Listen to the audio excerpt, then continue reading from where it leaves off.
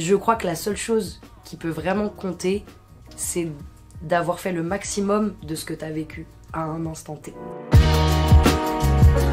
Salut tout le monde, je m'appelle Mayra, je suis chanteuse, comédienne, productrice et plein d'autres choses encore. Mon nouvel EP il s'appelle Après la pluie, il sera disponible le 7 février et il parle du deuil, d'un projet hommage pour ceux qui sont partis et qui sert à faire du bien à ceux qui restent.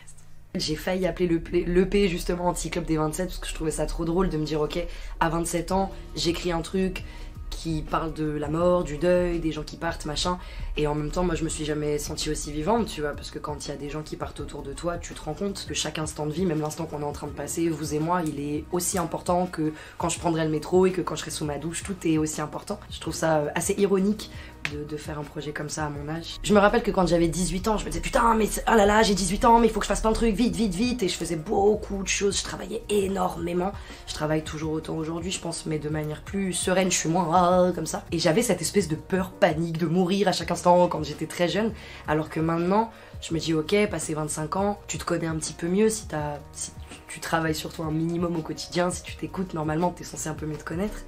Et j'ai hâte d'arriver à 30 ans, parce que je me dis que t'en as encore plus rien à foutre, et j'ai hâte aussi d'arriver à 40. En fait, je pense que dans chaque décennie de la vie, il t'arrive des trucs, et tu vois, souvent quand tu discutes avec les anciens, ils te disent « Ah là, bah tu verras », et toi tu dis « Oui, mais bon ».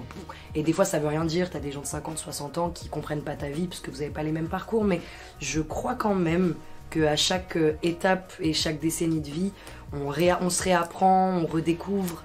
Moi je vois ma grand-mère qui a 84, c'est une star de ouf, elle a 84 ans mais elle a une force de vie, une espèce de jeunesse, elle a un truc qui pétille, on dirait qu'elle a 20 ans. Mais je sais aussi que ça vient du fait qu'elle ait son âge et qu'elle apprécie avec autant de plaisir ce qu'elle vit quoi. Il n'y a pas d'échelle de la douleur, mais il y a quand même des choses universellement, enfin tu vois perdre un enfant, c'est un des trucs les plus hardcore, tu vois.